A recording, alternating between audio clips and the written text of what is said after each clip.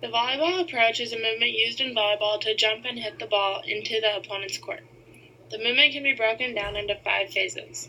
The first phase is stepping forward with your left foot, then stepping forward with your right foot, and stepping again with your left foot.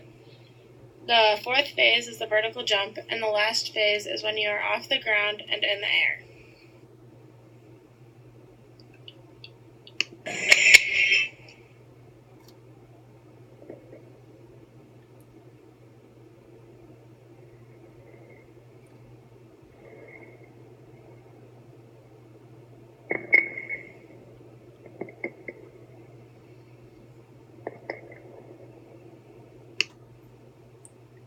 The first phase is the first step with the left foot. This is done in the sagittal plane with the frontal axis.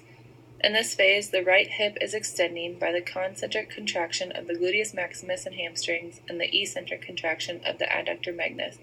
The right knee is extending by the concentric contraction of the rectus femoris, the vastus intermedius, the vastus lateralis, and the vastus medialis. The left hip is flexing by concentric contraction of the ilius opus, the rectus femoris, sartorius, cusitoneus, tensor fasciae latae, and the left knee is also flexing by concentric contraction of the hamstrings, and eccentric contraction of the gracialis, and isometric contraction of the gastrec and popliteus.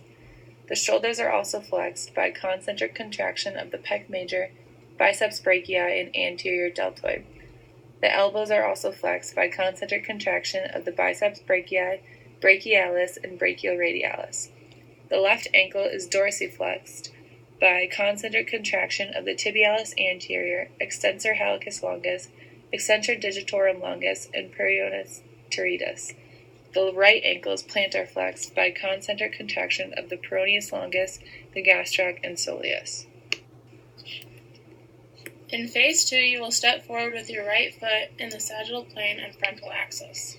In this phase, the left hip, left knee, shoulders, and elbows will extend.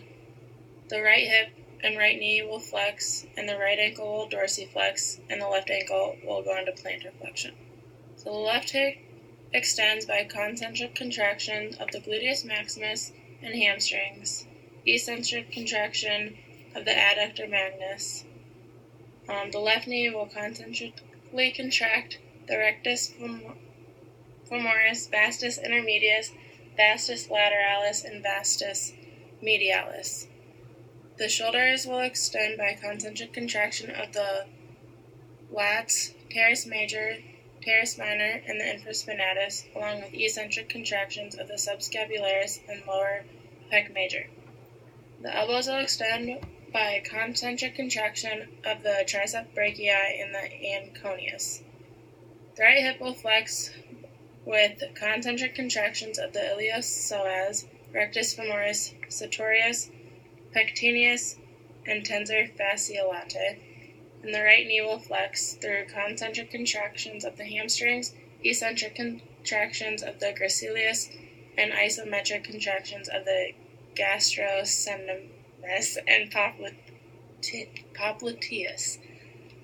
The right ankle will go into dorsiflexion by concentric contraction of the tibialis anterior, extensor hallucis longus, extensor digitorum longus, and peroneus teretus.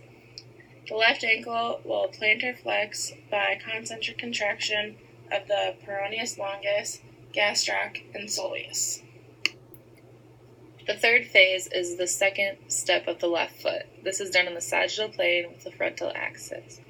The right hip is extending by concentrically contracting the gluteus maximus and hamstrings and eccentrically contracting the adductor magnus. The right knee is extending by concentrically contracting the rectus femoris, vastus intermedius, vastus lateralis, and vastus medialis.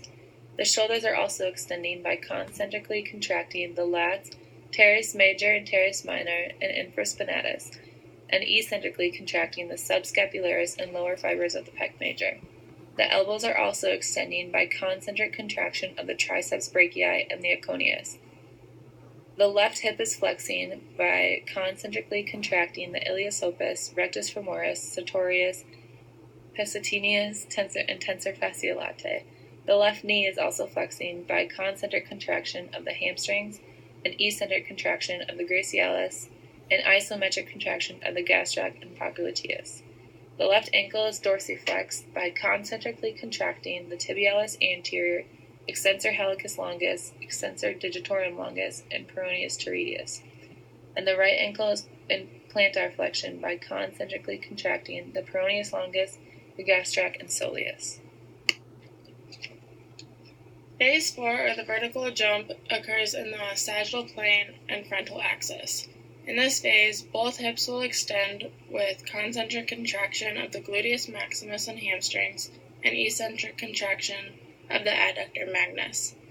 Both knees will extend due to concentric contractions of the rectus femoris, vastus intermedius, vastus lateralis, and vastus medialis.